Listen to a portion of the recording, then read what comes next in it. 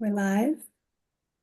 Good morning, everybody. Welcome. This is the morning meeting. I'm Mark Halperin, just off the red eye, to be honest. And so you'll see me talking a little bit like a babbling idiot. Sean, where you're back at poolside.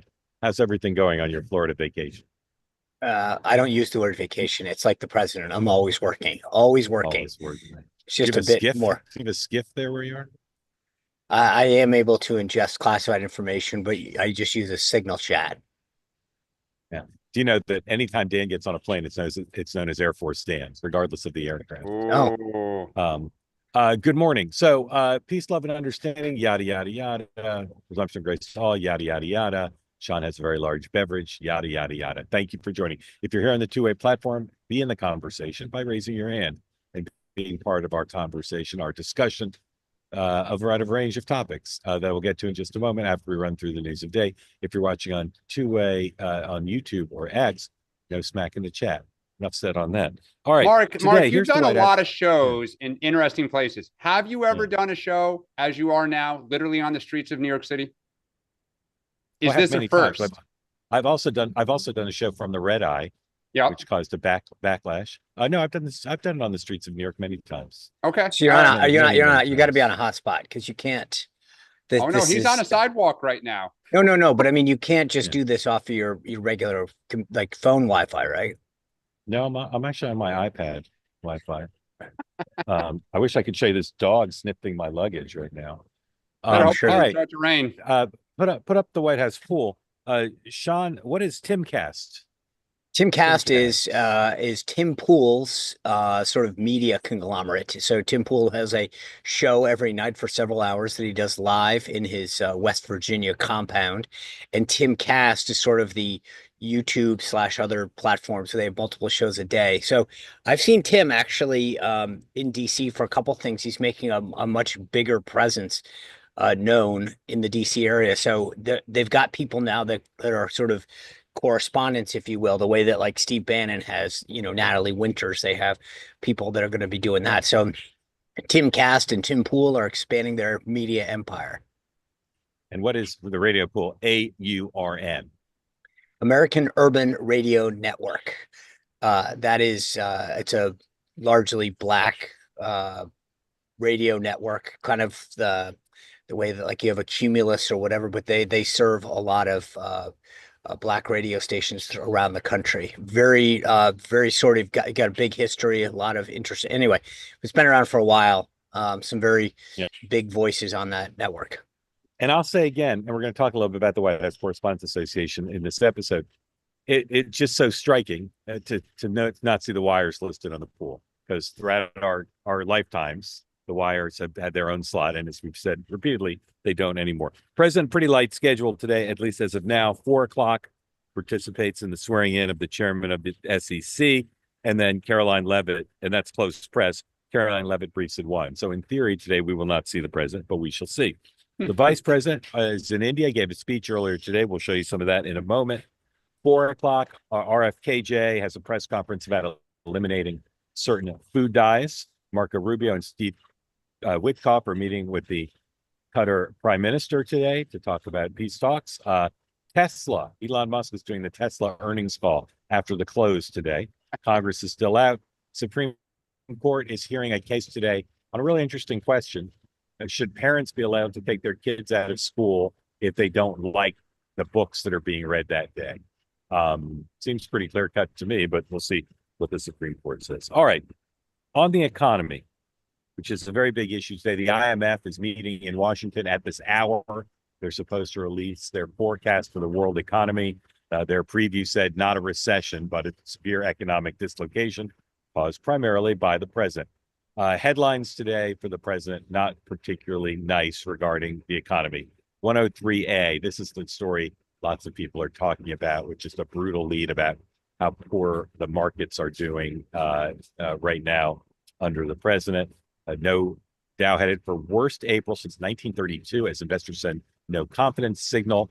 Few think administration's negotiations with trade partners will yield results soon enough to ease the strain. 103B, Wall Street Journal looking at gold, which you can see everybody's putting their money in gold. You know Sean, what?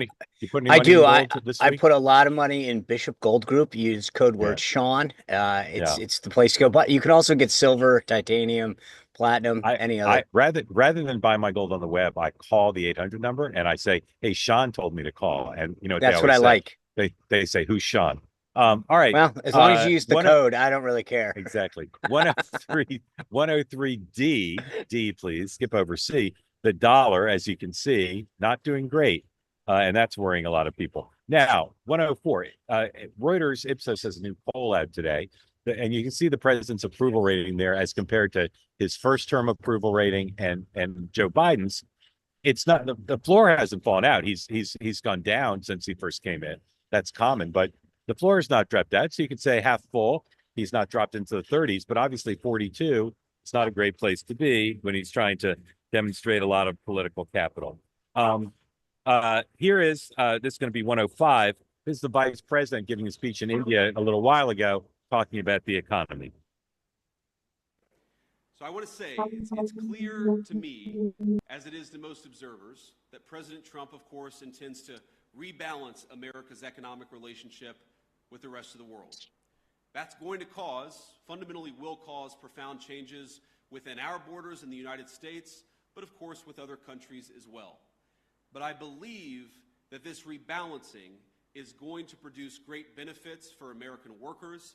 It's going to produce great benefits for the people of India. And because our partnership is so important to the future of the world, I believe President Trump's efforts, joined, of course, by the whole country of India and Prime Minister Modi, will make the 21st century the best century in human history. Let's do it together. God bless you, and thank you for having me.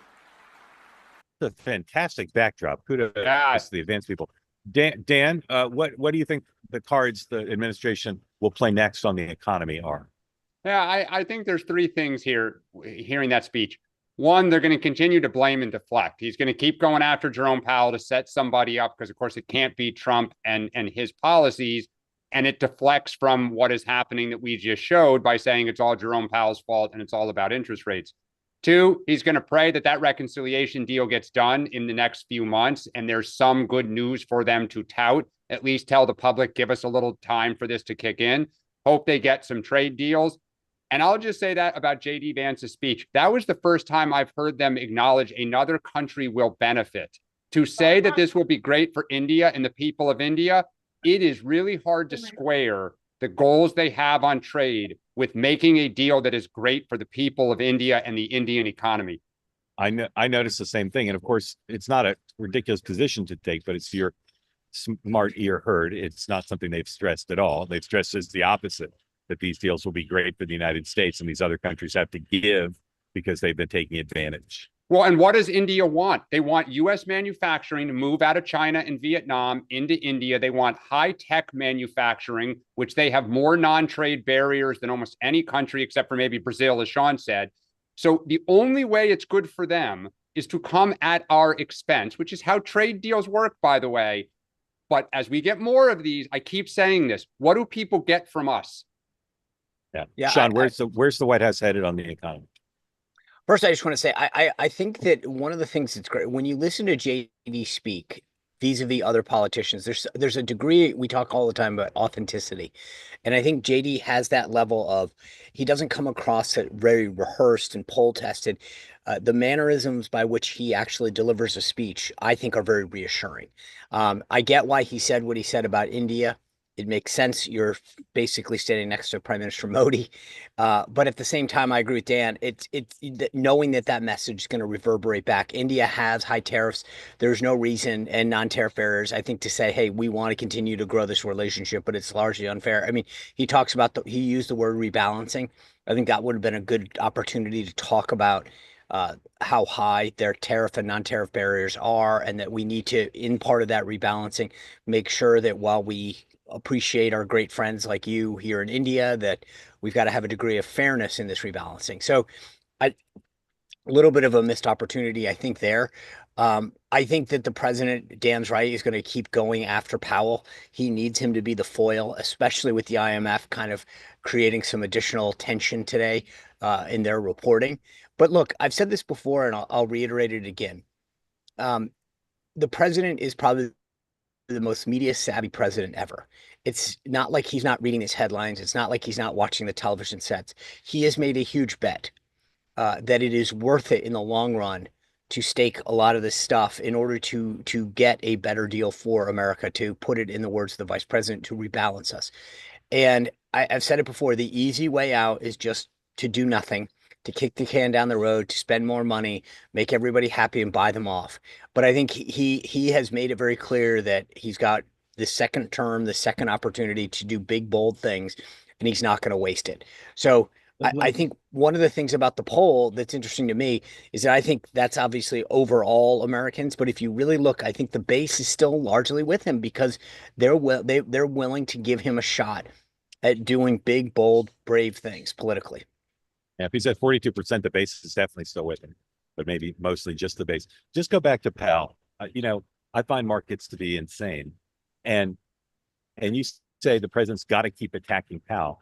The markets seem to not at all like him attacking Powell. No, They find it to be a sign of instability. They prefer Powell's steady hand.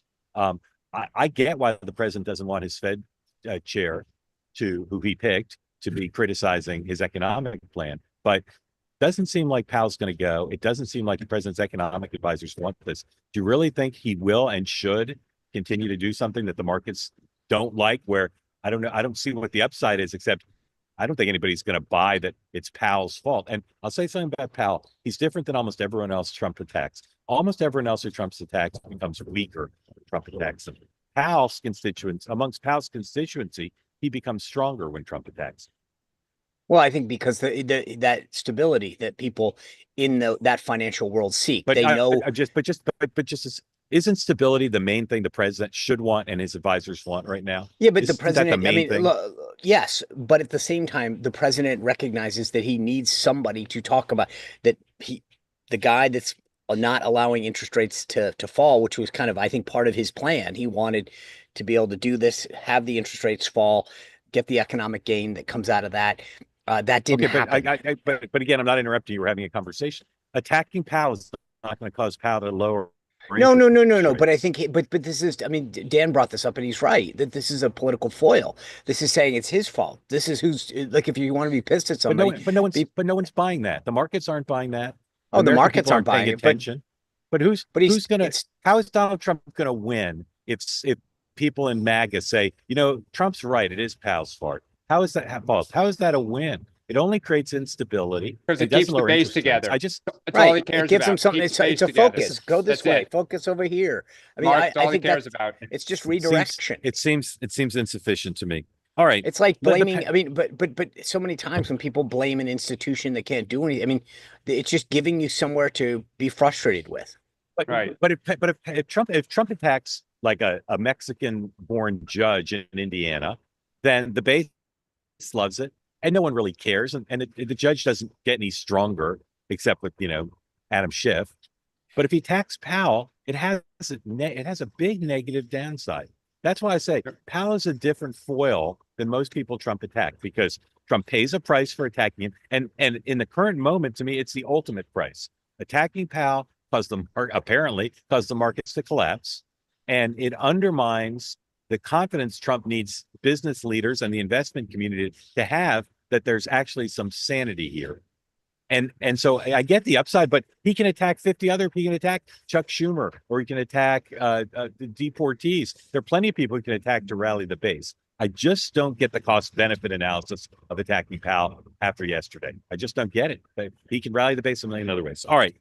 Hegseth did a long interview this morning on Fox News. If you've been following this story, nothing he said in tone or substance will surprise you. I'm not going to play the whole thing because it would take almost the rest of the show. It's very long. But it left in place the mystery of what his posture is towards his close, longtime friends and allies who were removed from their jobs and were very unhappy. Here's just a bit of this. This is going to be 108 of Hegseth explaining, I say in air quotes, the departure of these aides. 108, please. Over the last few days, your senior advisor, Dan Caldwell, Darren Selnick, Colin Carroll, who is Chief of Staff, Deputy Secretary of Defense. The other one, Darren, is now former Deputy Chief of Staff, were let go. Did you let them go? Brian, it was a result of an investigation ongoing at the Pentagon where we identified there was sufficient evidence, potentially, again, there's an investigation ongoing that will have to complete itself, sufficient evidence to believe that they or others near them were party to leaking. And then I have a statutory responsibility, Brian, if I believe that's the case, to ultimately ensure they no longer have access to that and that the investigation commences. There are a lot of ways to communicate in this building. I do it every day. I was just doing it this morning. Official channels by which we communicate classified information. If you want to do it and do it the right All way, right, shorter Pete Hegseth, yada, yada, yada. Press, he doesn't say anything. And I give credit to Brian Kilmeade. I thought he asked almost all of the correct questions. But it is still not clear to me what's going on. I'll tell you what is clear to me. There are people in the Pentagon who love Pete Hegseth who think he will be gone and should be gone. Okay? It's not the deep state. It's not NPR. Reports by NPR and others that they're looking to replace him. There's some truth to that. There's some truth to the notion that they think he might have to go. They're currently backing him up. He has the support of Don Jr. He has the support of Charlie Kirk. Tucker interviewed one of the three. I call Tucker, Charlie, and Don Jr. the board of directors, and with the vice president. Tucker interviewed one of these guys, and it was a relatively sympathetic interview. One of the guys who was fired, who's very unhappy. So I consider this to be not just a great gossipy parlor game, but a significant question about what's going on at the Pentagon with someone whose organizational skills were questioned by people before he got the job. So, Sean, do you have any idea what's actually going on? Yeah, well, I have a theory. Let me just say this. I agree with you. I'd written down in my notes to make a point of that. For all of Politico made hay of the interview that was about to come up and sort of said, oh, another softball interview. I agree with you. I'd made a note. I think Kilmeade asked solid, good questions. Yeah. He didn't let him off the hook. And this perception, it's the same thing with when you go on Laura Ingraham. This perception that you get a free pass on Fox is just completely ridiculous. Go look at some, maybe there's a couple instances that you can find, but Laura Ingraham asked tough questions. Brian Kilmeade again today. And this perception, I get Politico's jealous that they don't get the questions or they don't get the interviews. But at the end of the day, that was not a softball interview. Two, here's my take on this.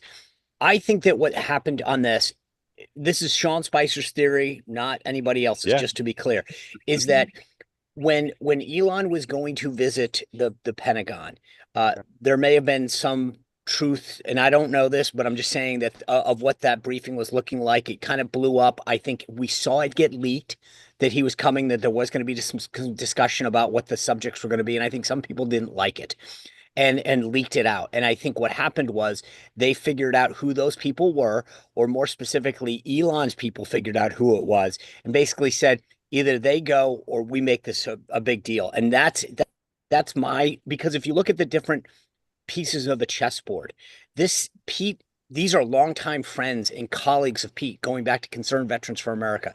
The idea that he let them go so easily makes me believe that they really do have the goods on them. And what were the goods? Right. Well, it was about a meeting with Elon. Okay, but here's what I don't get. Okay, I think your theory is as amongst the best I've heard. Why wouldn't Pete go to his friends and say, "God, you messed up. You put out stuff about Elon. Elon's pissed.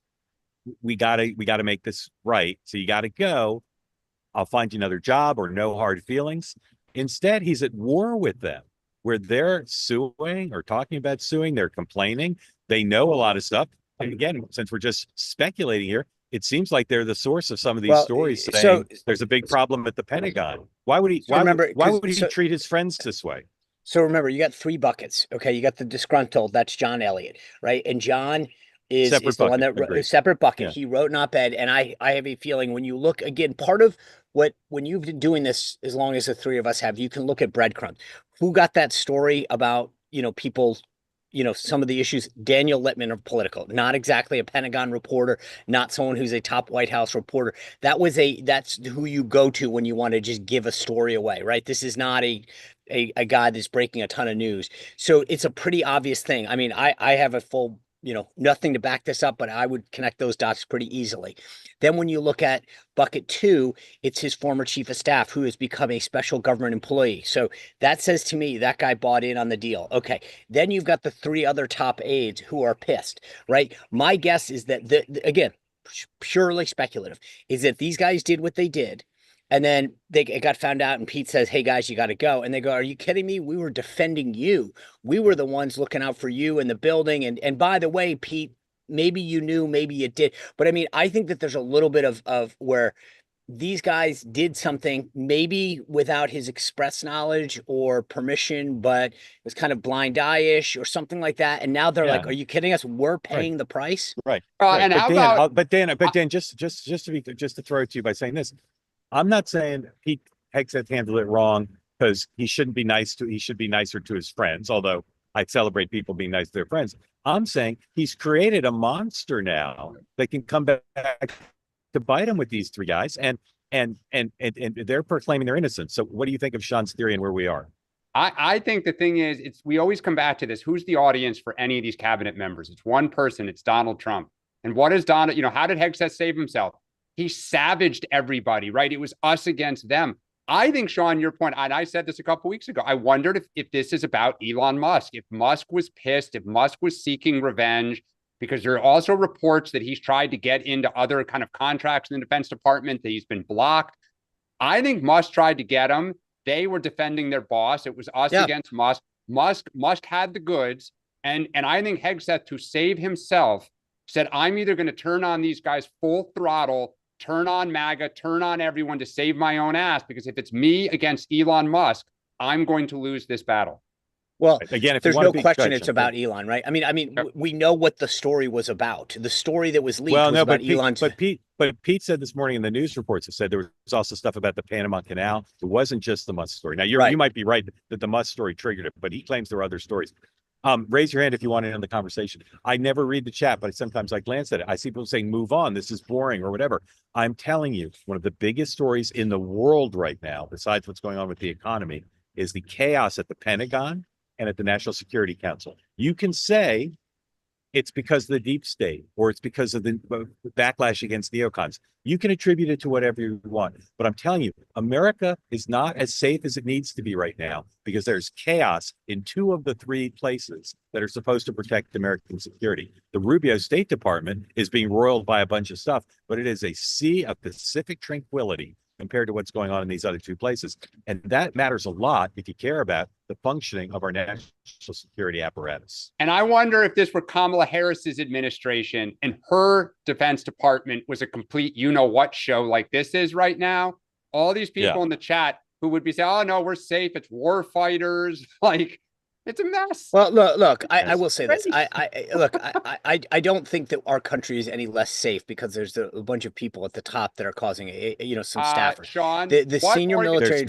There's more to it than that in both places. No organization would ever go to the Harvard Business School with a case study that this is the way to be efficient and prepared. No. Look, I'm not saying that you want this, but what I'm telling you is that I don't think the country is less safe because there's some turmoil at the senior ranks of the civilian, of the appointed staff. My guess is that Pete brings in, he's already apparently made some moves to bring in some people at the top. He's got a retired 06 that's coming in off active duty to supplement his senior staff. He's a pretty junior I think person. this will be. I'm sure he's very. I was intrigued by the description of how that guy was. Person. How do you describe Junior? He's an 06. Army 06. I mean, he's not a flag officer, but I don't know that he's junior. He doesn't have the experience of running the most complicated building in the world. He's got military experience, but he doesn't have managerial experience running the building, and running that building, as you know, is a very difficult thing to do. And he's working for a secretary who people would like to see bring in people who've learned how to run the building, not people who are captive of the deep state. I'm just telling you, this is not my opinion. This is the opinion of people on Capitol Hill, in the White House, in the national security apparatus. Many are MAGA who say this is not a good situation.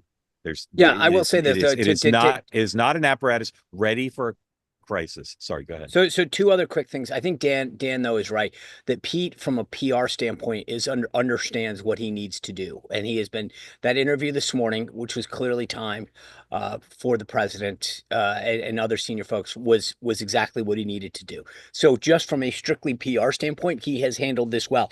Secondly, the other thing that's important to understand, and without getting into the details of the conversation I had with Caroline, but early on in the takeover and the transition, we had a discussion about some of the press inner workings. And one of the point that I've made to folks from my own experience is, if you recall, in 2016, after the election, before we went into the White House, there's a lot of people who had some great ideas about what we should do with the White House briefing room and da da da da da. And as I said to him at the same time, you guys are great with your ideas, but when I look behind me, when it comes time to execute these ideas, none of you are standing there. That's really brave of you, right? And that sometimes when you go do this, and if you look over at the Pentagon, what Sean Parnell and some of those folks have done, when you take on the media, they're not going to be your friends when you need them. And so right now, Pete's not just fighting this. He's dealing with a press corps that has 0 degree of empathy to support his point of view. You're right. All right. 3 more quick topics, then we'll get to your questions. Guys, will be quick. Kilmar Abrego Garcia is absent from almost every news website and news broadcast I consumed in the last 12 hours. Literally not mentioned after being the lead story for many days. And even though there is turmoil around the Pentagon, the president's support, Caroline's support, etc., suggests to me that story may be done, barring revelation. So, well, and Don, you mentioned this before, but Don and Charlie carry a lot of weight. Yeah, I agree. So from now until Friday, who will get more news coverage, Pete Hegseth or Abrego Garcia? Dan? Hegseth, because there's likely more shoes to drop. Not sure what else you're going to say about Garcia. Sean? The Pope.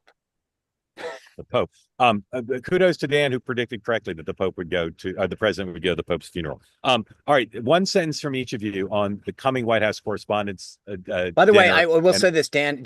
I'll kudos echo Mark's kudos. So, my initial disposition was based on some of the comments, the back and forth that he had with the Pope and the Pope's critique of him, but recognizing both the First Lady's identifies as Catholic. Secondly, I think he looks at this as a great opportunity to be on the world stage, and it's sort of, sometimes you get clouded by the short. That was a good long-term play. Yes. All right. Good night, everybody. One sentence from each. One sentence from each of you. What will be the headlines of the White House Correspondents' Dinner on Saturday? Will it be about Trump not being there? Will it be about the press corps going back to the First Amendment? What will the headlines be, Dan? Trump not there, and is this the last time it's like this? Like, that, does it take a new iteration in the future? Sean? Dinner disappoints. Dinner disappoints. All right.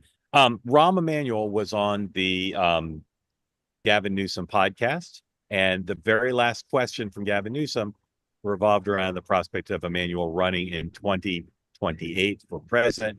Here is that exchange. It's the last question, and I don't want any bullshit from politician. I don't like those political answers. Are you or are you not running for president of the United States, Rahm?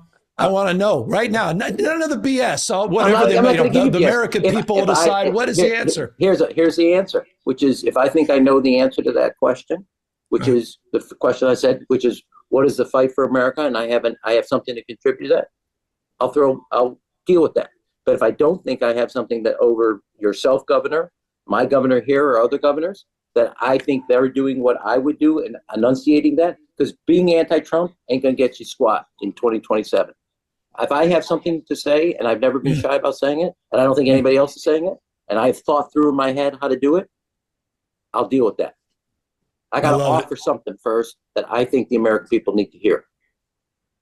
Well, we heard a lot today, and I really appreciate it. And I like the record of show, Governor. You were the first to swear on this show, not me. I don't. Bullshit's not even a swear word. Jesus. Right, I gotta go. I gotta go. I love you. Talk to you soon. All right, Stephanie, I'm sorry about that. Apologize to your family. Sean, as a communications professional, what did you think of Rahm's staging and his answer? So first, let me just start with Governor Newsom. I've never seen anybody be so bad at attempting to be authentic as he is. Governor Newsom is horrible at being authentic. He can't even fake it. I think Rahm, I don't know. Like I have mixed feelings in that because it was sort of it was a little bit of a weasel answer. Um, and I was surprised by that, that he didn't answer it better, and more. I don't know. It wasn't horrible, but it wasn't good, in terms of Rahm's answer. And I think I just have a lot like I think Rahm is so much more of a political animal that he would have thought about how to answer that question better. But it just seemed like he looked like he was sitting in a cube at a private equity, and it did not come off well. And you have to know that you're going to get asked that question. I mean, that's literally the surprise it didn't come up earlier. Dan, I agree with everything Sean said. I thought it was horrendous. What did you think? I totally disagree. I look, the staging, like his backdrop looked like he was like Dilbert in a cubicle, but forget that.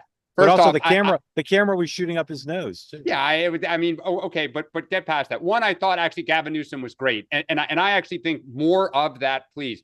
Look, I watched Donald Trump on some of these, and he's stiff, and he leans over, and he's too like that's Trump. Like I actually think that was great. I would wish everyone would do that. I heart Rahm Emanuel. He was direct, he's intense, and that's exactly how you think about it. I'm listening to the country. If I have a theory of the case, I'm going to go. And if I don't, I'm not.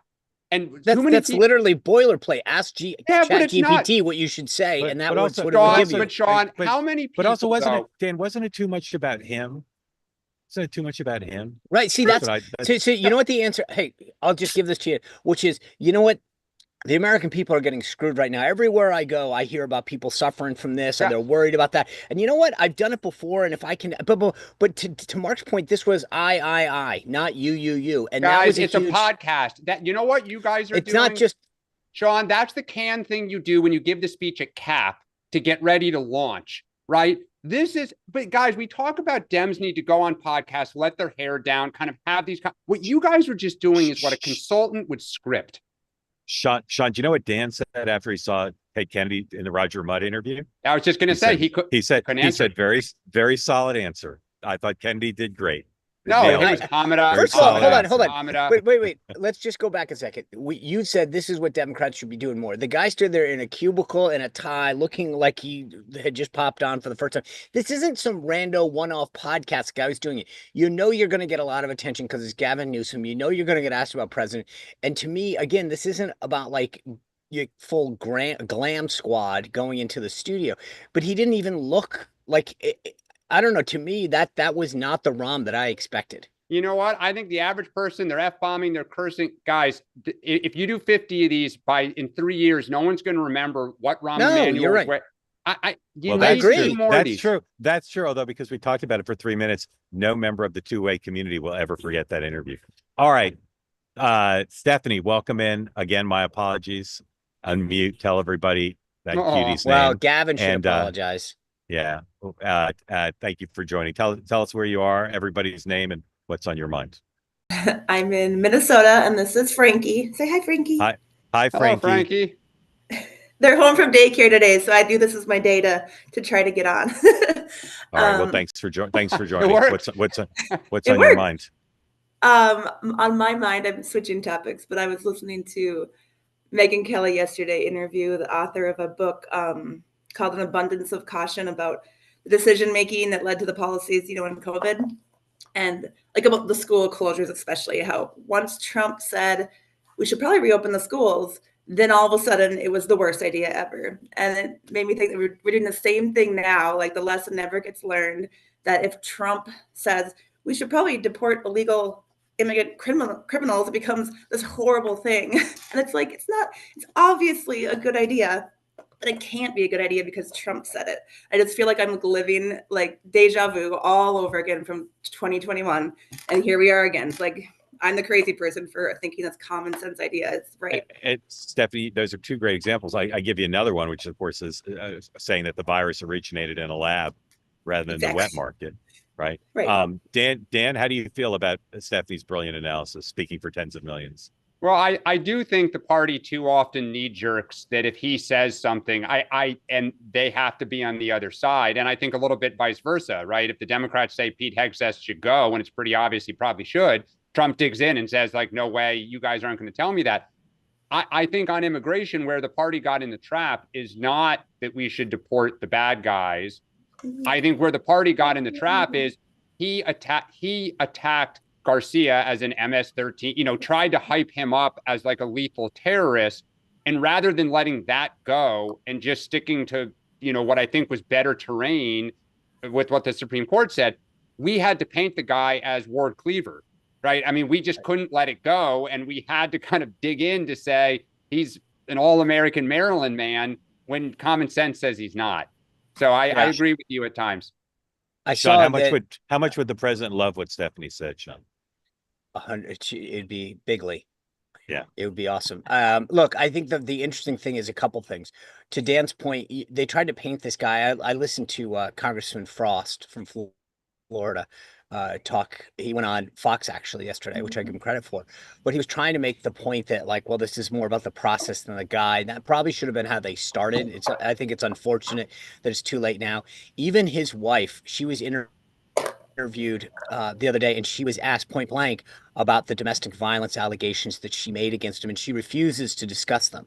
She doesn't say, "Oh, it doesn't happen," or "Recant that," or "I was pissed at the time." Where was that interview? I'll send you the clip. In fact, or you can watch my show. Do you remember who did it? Yeah.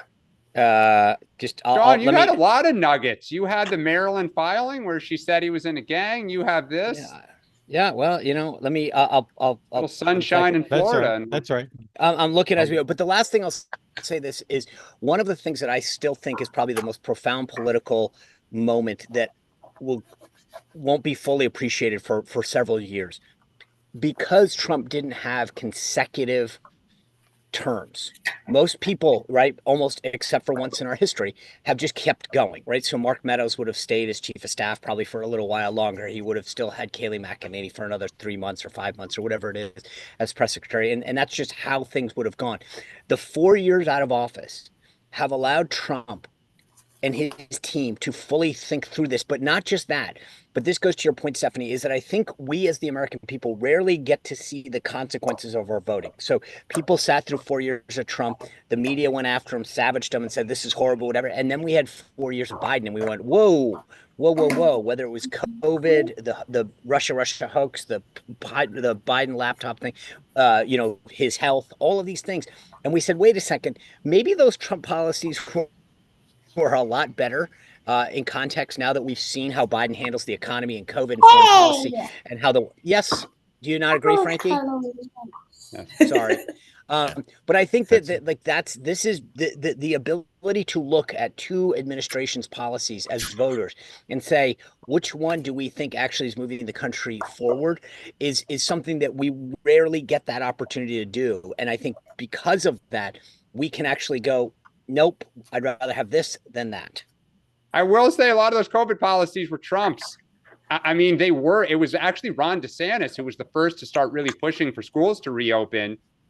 I mean, Trump kind of came behind on that stuff. But then he was called Death Santis. It was like he was a villain because of being smart. And it was where he was going in 2023. He was going to try to run, to Trump's right on it until the court cases happened. I mean, anyway. Frankie, I'm sorry this show is so boring, but I hope you have a great day with her. She pointed at her favorite guy, and she pointed at Dan. There you go. Frankie, have a great day with your mom, okay? Bye. Stephanie, thank you. Grateful to you. Thank you. Bye. Please come back. Okay. Drew, welcome in. Tell folks who don't know where you are, what's on your mind, please. Yeah, thank you for having me. From Charlotte, North Carolina. And one thing just on my mind, I guess, is mostly when it comes to like deportations, you had this whole, 4 years of Biden essentially just letting people in. And now it seems like the courts, specifically the Supreme Court decision over the weekend, to just kind of knocking down Trump's ability to kind of get these people out. So I guess at what point, do you look at, people voted for Trump specifically, to get a mass amount of deportees out of here. at what point, do you just, kind of throw your hands up and say it's necessary? It's almost impossible. It's like, I also think a little bit that people aren't thinking, though, is, Congress also needs to act on this. They're blaming the courts. They're blaming Trump, in some ways, or his administration, but they're not really looking at Congress for, enacting any of these laws. But even though, the Alien Enemies Act was a law and it's still getting struck down by, Supreme Court, essentially, it's like, at what point, what can you really do to kind of get this in motion? Dan. Well, I think Drew, it's a great point. I think there's two different things. There is stopping the flow at the southern border. Trump deserves tremendous credit for what he has done. The numbers don't lie. It's remarkable. And it's a huge success that he ought to tout more. The second part is then, how do you round up 20 million people and get them out of the country? This has always been a question that people have said, I don't know how he's going to realistically do this. How do you identify the people? How do you make sure that innocent people aren't swept up in this, right? They use tattoos as a guide to say, we think you're gang members and you need to go. And once you're out, hey, sorry if we got it wrong, but it's too late. And I think this country affords a set of processes, both for people who, for citizens and for non-citizens. It's why we love this country. You can't just discard that because you want to do something. Because then, as Joe Rogan said, if Kamala Harris comes in and has a different set of priorities on a different issue and says, well, we're going to skirt some of this because more people voted for me, right, than JD Vance, I'm making this up, I don't think that'll happen, people would freak out, right? It's just, it happens to be what you support, and a lot of Americans do, but we have protections in this country for a reason. It's what makes us great.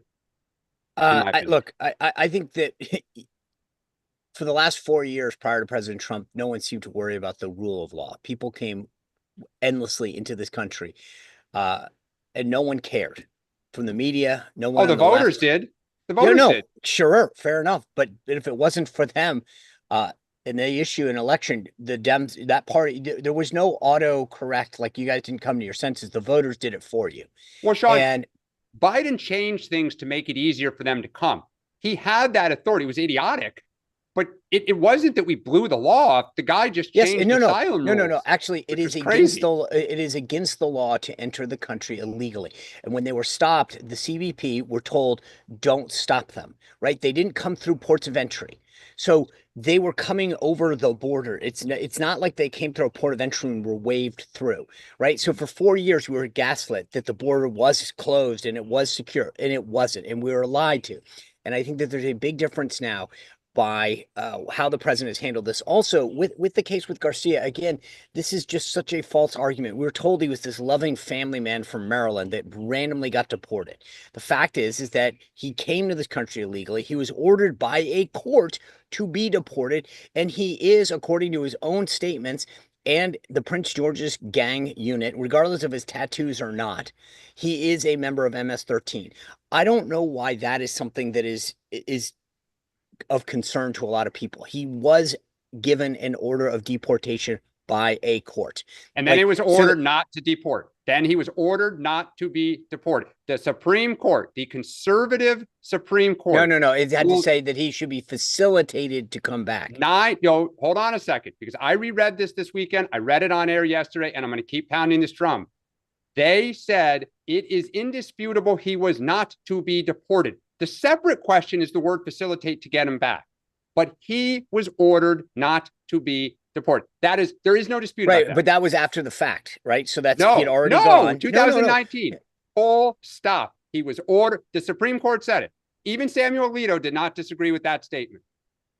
Okay. Well, the bottom line is I do think that the Democrats paid the price for allowing the borders to be open. And look, I feel like we've gotten to a point now where this is what Trump should be focused on. And then to your question about how do we round people up, I think the president made it very clear during the campaign, and I agree with him on this, that we should be focused on people who have overstayed their visas, who have broken the law, and then go down the list. But the bottom line is, if we start going down a path where you get to decide what laws you follow and what laws you don't, we are by nature a country of laws. entering the country as your first act illegally does not speak well for somebody that we should want in the country. If you don't like the laws that we have and the immigration policies, then we need to change them. I am a big, huge advocate of the fact that we should use this opportunity as Republicans to legislatively change the immigration system, funding wise, visa wise, etc. But you don't get to just decide what laws you follow and don't. Thank you Yeah, for making Drew. my case, Thank you, Sean. Drew. Thank you, Drew. Lance, welcome back. You are a two-way fan favorite, just so you know. Chat lights up as soon as you appear. So we're grateful to have you back. So tell people who don't remember where you're from and what's on your mind. Okay, my name is Lance Stillman. I'm from Charlotte, North Carolina. And there's just a lot going on that I could talk to you on both Dan and Sean. One thing Trump's doing is that he's making people register. I just have to, throw that out there. So there are non-violent ways to do this, but I just feel like, and I would agree, he should not have been deported, but he could have been deported anybody else. And I just feel like that both the Democrats and the Republicans have things wrong. They both have valid points, but they're both doing things that are wrong. Why do you have to be so extremist? I guess that could be a question that I have. But I also think that instead of trying to fight a war against the Fed, because Trump's never going to win that, he should just lower the tax rates and just corporate tax rate so they don't get overloaded with debt. And he should just move on and just raise the taxes in another sector of the economy. Just get rid of it. Yeah. So I'm just kind of nervous. Okay. That's all right, Lance. You're doing great. Sean, reply to Lance, ask him a question, whatever you wish. No, I think Lance is right. I mean, that's why the focus is on reconciliation and trying to move this tax bill as quick as possible. And the problem, Lance, is that they can't go quick enough. There's just it's not. And I agree with you, because frankly, my answer to a lot of this stuff, as I said the other day, is what we should be doing is trying to get companies to come, reshore, stay, etc., expand here through tax policy, through regulation. I mean, through regulatory reform, because the tariffs are good short term, but I think long term wise, why you want to stay and grow is because of regulatory relief, of tax structures, things like that. So I would argue that they need to buttress this with that. There's only so quickly, though, you can move through the legislative process. And I think that's why he's attacking Powell, is because I got to wait a couple months for that other piece to happen. So what can I do in the short term is look like I'm fighting for the American people. Okay. Yeah, and I'll just say, though, I mean, like, why is it moving slowly? Because they're debating about what services to cut and how harshly. Oh, and no, it just takes a while. I mean, what services to I cut? think it's about Medicaid and Medicare and the two factions in the Republican Party fighting over, are we going to, but we'll see. The proof's going to be in the pudding. Lance, how do you feel about the tariffs? Okay, so very complicated argument. So every single other country in the world has a value added tax. We cannot compete that. We cannot compete against that. But the tariff, I understand the principle that we have to take action. And that's my principal concern with the Democrats. They don't have anything and they just wish to kind of like virtue signal on this. The Republicans are taking action, and that if it's kind of like, I don't wish, well, we have to have some trade barriers. We can't continue. We're losing and we have to stop losing. And so the tariffs will stop us from losing, but at least preserve the status quo, but they also inflict pain on the economy at the same time. So I would prefer just to have a 10% value added tax. That's something Andrew Yang's in favor of. But, I don't think the tariffs are 100% bad, but I don't like the fact that they're inflationary. There are other things that we could do or complement with the tariffs to like prevent the worst possible outcome. Lance, thank you for that. Thank you for joining. Great. All right. Margaret, welcome in. Tell folks who don't know where you are, what's on your mind. Good morning. Thanks for having me. Can you hear me okay? Of course. Yes, ma'am. Here you Yeah, go. Great. good. I'm in Southern Nevada. It's a beautiful day. And I wanted to kind of circle back to that Supreme Court case that is going on now, because I'm going to disagree that the economy is more important. I think this is actually one of the most important stories that we've got going on right now. I think it's critical because at the end of the day, the Supreme Court is about to decide who gets to decide how American children are educated, school boards or parents. And this is going to be the final say. And I think people don't realize how big that is, because schools up until this point have basically taken over the authority of the parents and said, we're going to determine what the education of American children should look like. And parents are beginning to say, wait a minute, this isn't who we are, this isn't who we want our children to be, and are beginning to rebel against that. And I'm kind of throwing it out to all three of you. How do you think the country reacts no matter how the decision comes down? Margaret, I agree with you. It's a huge. Oh, Mark, you're cutting in and I'll out. be highlighting it, and I'll be so interested, not just this case. And I think for me, this is not a complicated case. Go ahead, Dan. I was going to say, Mark, go you just came in and out. We You were just, cutting in and out. Okay, I apologize. Dan, go ahead. I actually don't know as much about it at all until you, Mark, you mentioned it this morning, and Margaret, what you're describing. I'll be very curious to hear myself. I think parents should always have the rights to determine how their children, should be educated.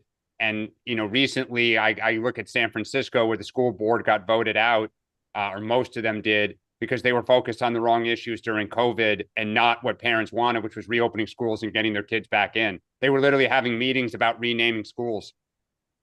Yeah. So look, I would just say, first of all, I think this discussion about what the court's agenda is over the next few months. Some of these cases that it's about to hear, birthright citizenship, the power of the executive, these are huge, all of them. And frankly, I think there's a lot that's going to come through this docket that could potentially reshape a lot of how this country operates. I think your point about education is crucial.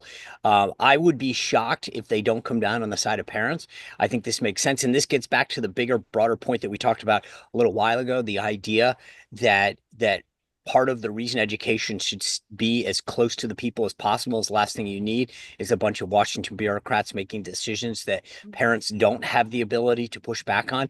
They should at the very least be as close to those decisions about what's impacting their kids and how to change curriculum, books, teachers, etc. So I'm excited about this case in particular, and I'll be excited to see how this thing plays out. I am so glad you brought this up.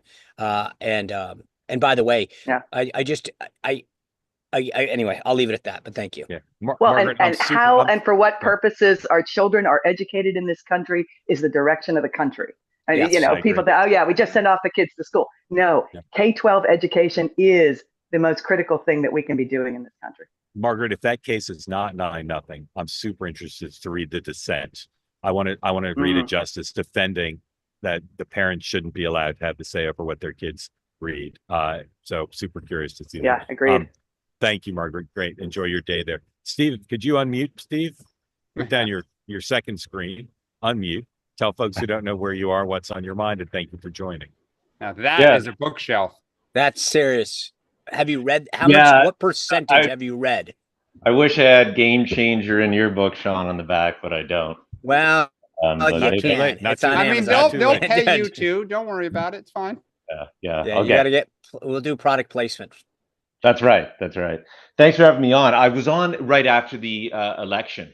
Yeah. And then I've been dialing in recently just as I can because I'm born and raised Canadian, but educated in adult life in the US, and like Canada would pop into the news as a top story. And then the very next day would be, some other insanity would ensue. So wait, where are you, Steve?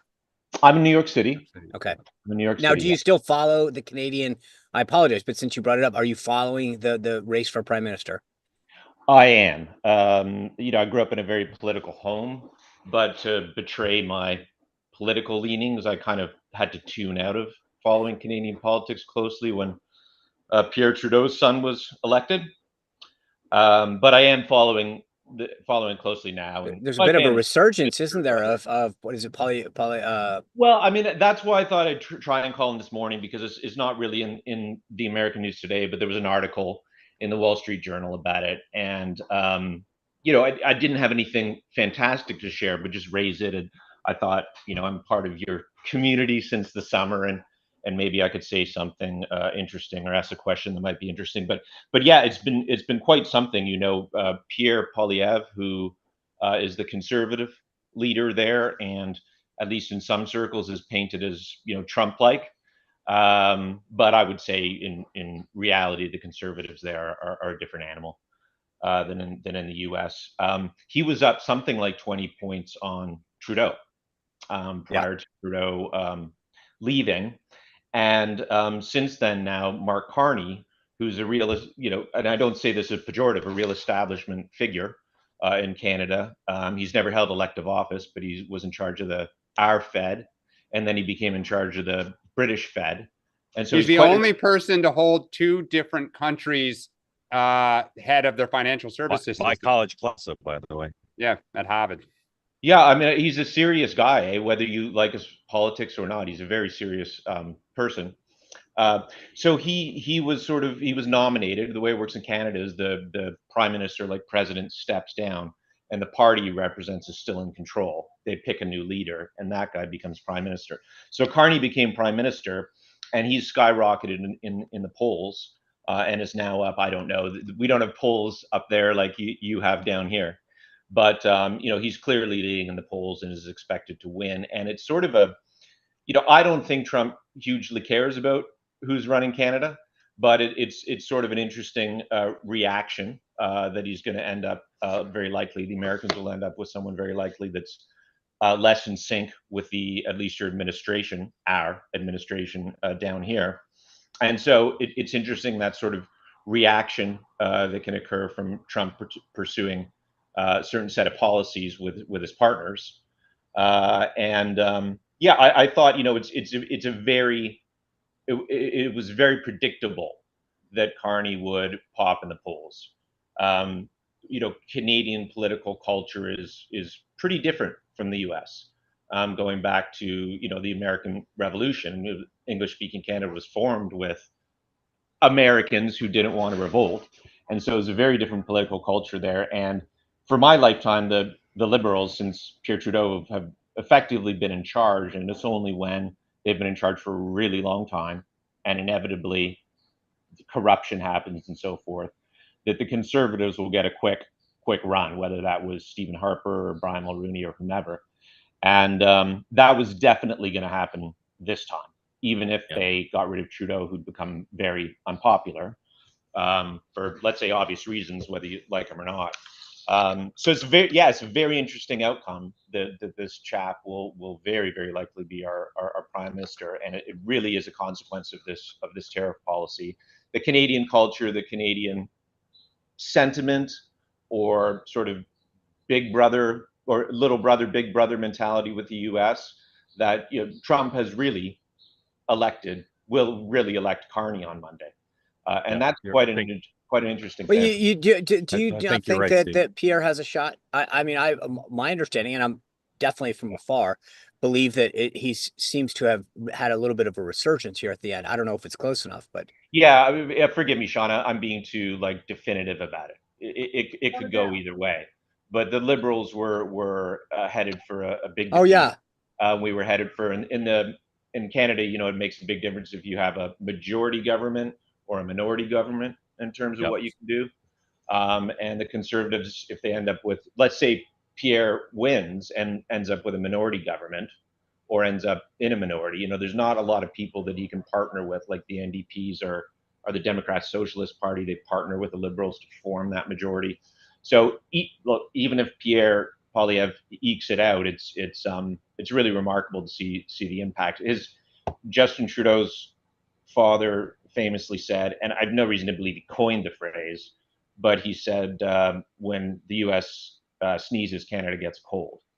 Yeah, and, I think the big thing that's going to be interesting is as Trump feels the pressure to get these deals and you're seeing the Chinese try to whip up national sentiment. A lot of these countries, the response is we need to rally together, you know, band against Trump, not be bullied, national pride. Yeah, that's right, as Trump feels the heat to cut deals with our own markets, his own domestic constituency, and these countries dig in, boy, it's tough to get good deals. Yep. Yeah. Steve, thank you. Grateful to you for joining. Sean, what do you have on tonight? We have got Amy Parnas of The Hill and Jonathan Allen back to talk about Fight. Did very, very well. So a lot to get to with Biden's decline and Kamala's campaign. All right. 2-8 tonight, 6 o'clock Eastern time. Doug Sosnick, one of the smartest people in either party, has got a new deck laying out where he thinks politics are going. He's got an op-ed piece in the New York Times about the first 100 days, and he will be our guest. Please come loaded with your questions for Doug. And of course, we'll have a wrap up. Where are you going to do that from? Where you going to be back at some? I think Central Park tonight. Probably, no, I think the train station. Probably from the Rambles. Train station would be nice. But wherever I am, I'll have a stronger signal than I had for this program. And I apologize to everybody for that. Have a good day. We'll see you in 23 hours right back here on this program. Thank you for being part of the 2-8 community. Thank you. Don't forget to subscribe to our YouTube channel.